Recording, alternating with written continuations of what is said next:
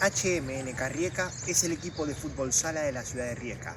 Compite en la máxima división de la liga croata y es un deporte que viene en expansión porque la práctica es profesional, lo cual permite que mucha gente de distintas nacionalidades llegue a la ciudad con tal de jugar el deporte. Hoy conoceremos la historia y las consecuencias de por qué Alan Holzinger, argentino y entrenador arquero del equipo de Rijeka, llegó a la ciudad.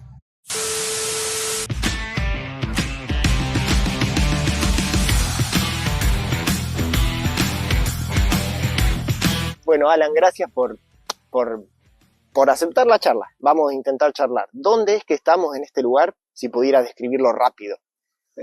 Estamos en el Estadio de la Juventud, en la traducción al español, es donde el equipo en el que trabajo, en el Rijeka, en el que hace de local acá. Estamos a unas horitas de jugar la primera fecha de local de este torneo.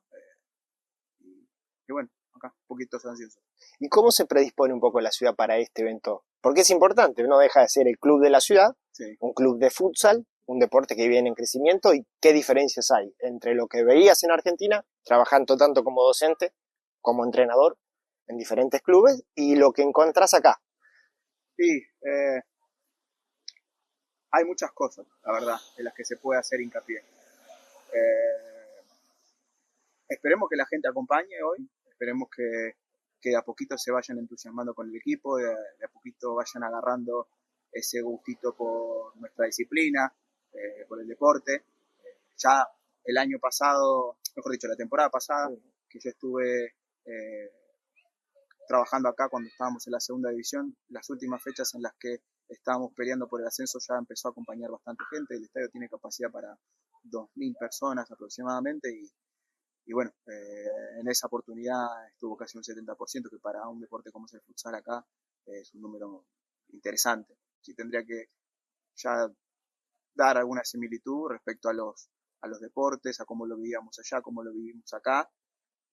Yo creo que eso está en común. Son pasionales los croatas y lo transmiten. Para mí fue una oportunidad muy importante. Nosotros en Argentina tenemos una liga muy competitiva, somos de los mejores países en el mundo a nivel competitivo, selección, pero tenemos una liga y un contexto en el cual no termina de ser profesional, lo que implica para mí no poder vivir exclusivamente del deporte. Entonces, bueno, es algo que si bien yo venía trabajando en Argentina en algunos clubes y a la par venía también trabajando de abogado, que es de lo que me recibí en mi juventud.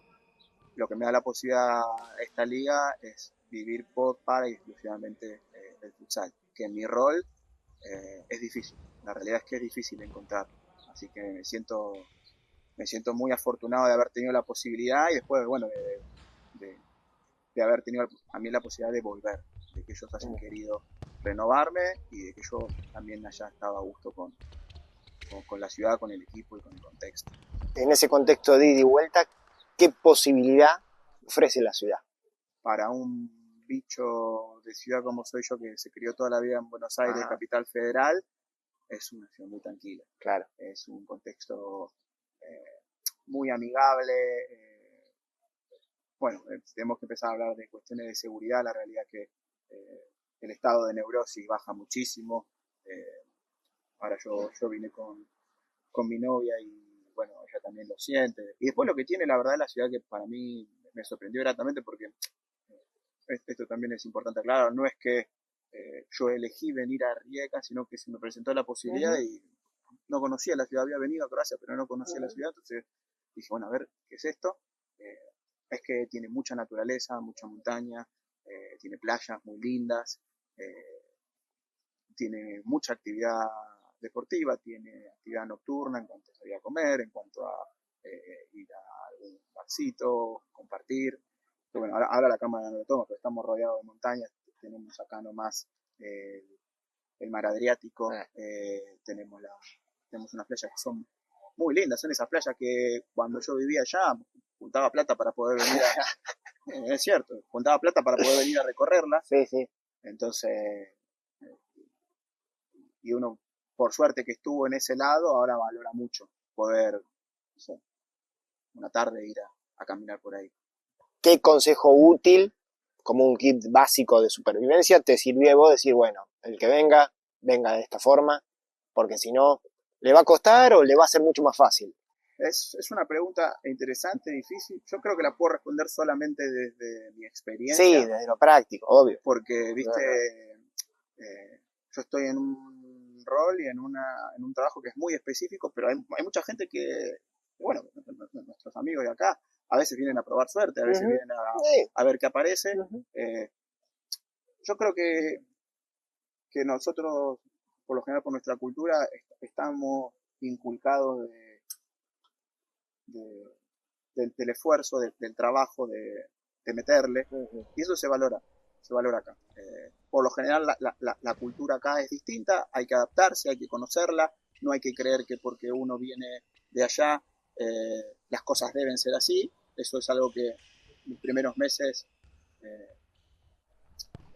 no te digo que me costó, pero sí que lo pensé mucho, de decir, bueno, tiene que ir por acá porque yo creo que este es el mejor camino, tengo que conocer un poco más a la gente para en función de eso reajustar o readaptar algunas cosas. Entonces, que se tomen el tiempo de conocer primero el contexto en el que van a estar y a partir de ahí no perder su esencia. Y en cuanto por ahí, una cuestión más práctica que es el idioma, yo te doy un ejemplo muy práctico de lo que hice yo antes de venir, que fue